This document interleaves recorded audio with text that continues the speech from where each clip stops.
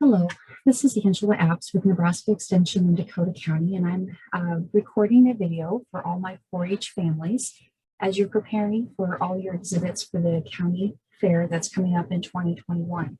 We have lots of resources and material to help you prepare for any of your exhibits, and I thought this year I would share some of those resources that you might want to be looking at as you're getting ready for the county fair. One of the first pieces is just that reminder that we do have over 150 projects in our program. And hopefully you all seen the Pick a Project portion. And it gives you a chance to find out what projects you're interested in, and then also some of those resources as a leader or as a volunteer or even as a 4-H member to help you work on some of those pieces that you might be working on in your projects. So there are things that are from Nebraska 4-H as well as those that are from other land-grant university systems. So just be on the lookout for getting a hold of some of that curriculum. Feel free to come into the office. We have some of it on hand already, or we will order whatever you need as well. Or you can also shop online with the Shop 4-H site for National 4-H. Our Dakota County 4-H website has a wealth of information to help you prepare, and these are kind of the categories that you will find when you go to our Dakota County 4-H site, which is just type in dakota.unl.edu and it will take you straight to our page, and then click on the 4-H portion. The part that I'm going to be talking a little bit about today is county and state fair, just as a reminder for all of our families out there, but these are our categories that we have. When we look at our county and state fair book, you can see that we've got fair information in folders and paperwork or any of those letters and affidavits that you have filled out during the year. Also, our fair book is also online, so you can download and utilize those resources as you're going through the material. Any of our press releases for our contests or even our shows during fair will be there. Any information for state fair, we've got lots of links, helpful pieces. All of our trophy donors that have helped us out in supporting trophies for the county fair are there as well. Open class fair book is online. And then if you need the grievance policy or the substitute showman, those are also can be found on that same link of that page. Probably the biggest one as you're preparing for fair is the fair book. And this one is available and you can download if you are just focused on beef, you can download the beef pages. If you're focused on photography, you can download those pages that are just for photography. They help you out in knowing the sizes of the display boards that you will need for your photography exhibits, or what size can my pictures be, or posters. And so lots of information is there to kind of help you through that whole process. And if you have questions, please let us know as you're working through the process of understanding the fair book. The other one is just a reminder about the fair schedule. So we have Clothing Day that's coming up on Thursday, July 29th in Emerson.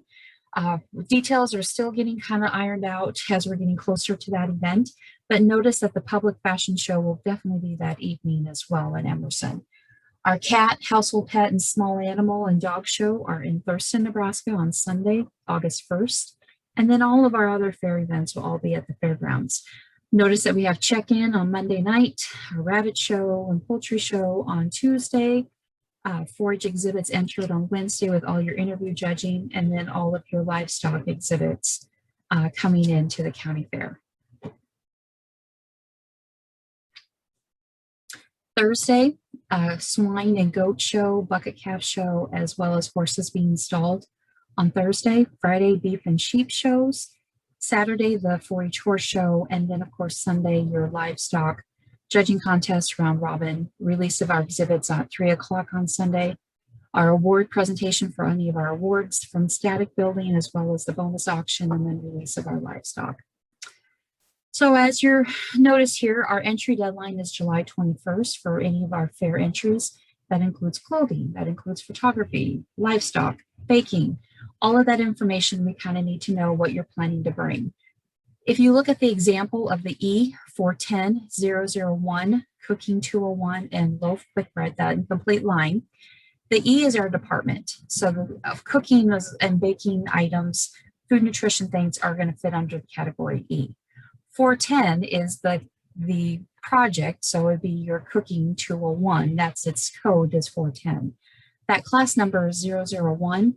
That's if you were looking at the fair book and you notice that if I made banana bread, for an example, that is what class I would pick. And then you could write down banana bread or, quick bread, whatever it is, just so we have an idea of what you're planning to bring to the fair.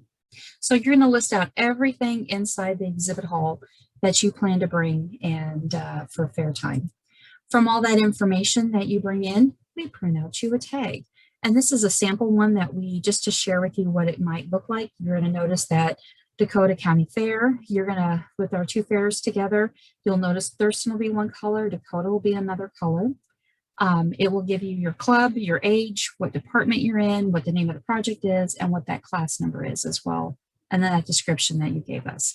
And then the judges and superintendents will circle your ribbon placing, and if there's any other awards that go on with it. Some of your 4-H exhibits are going to need support material. So I happened to download a photography level 2 data tag, as well as a home environment supporting information piece. Inside the fair book, there's a couple other ones. I know we've got a knit. For anybody who's doing knitting, there's some additional information needed there. There may be something on your food preservation. So there's just additional paperwork just to share with the judge or with that exhibit what you've done with that project. As a reminder, we do have 4-H score sheets that we use, and our judges all have access to these in order to be able to judge your exhibit in a quality fashion.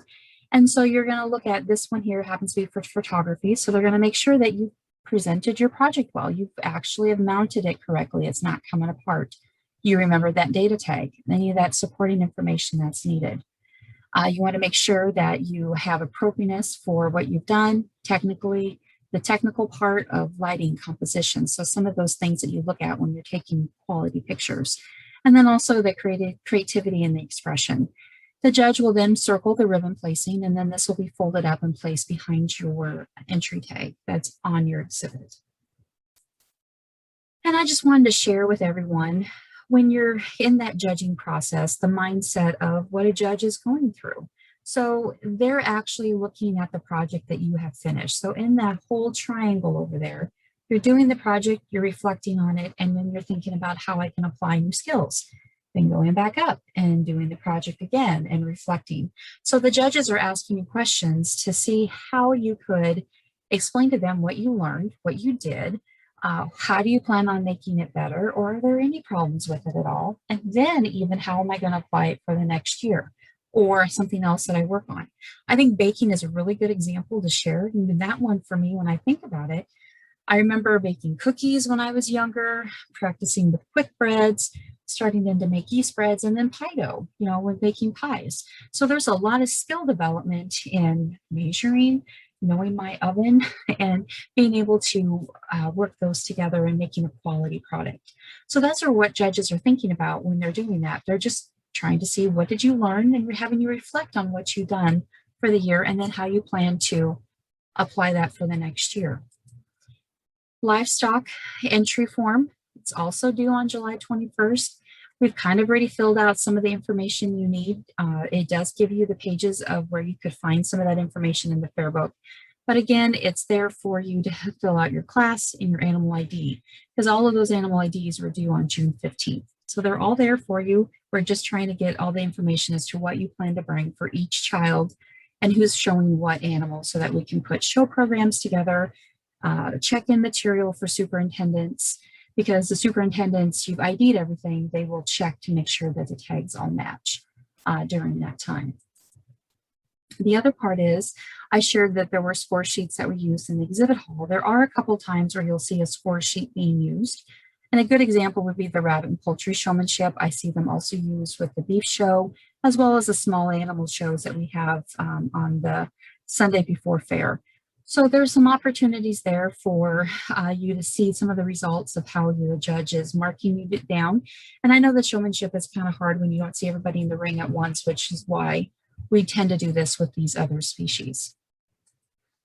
Bucket calf has a score sheet as well, because there's lots of parts to it. And this is another one that needs to make sure that gets done and that we don't forget it.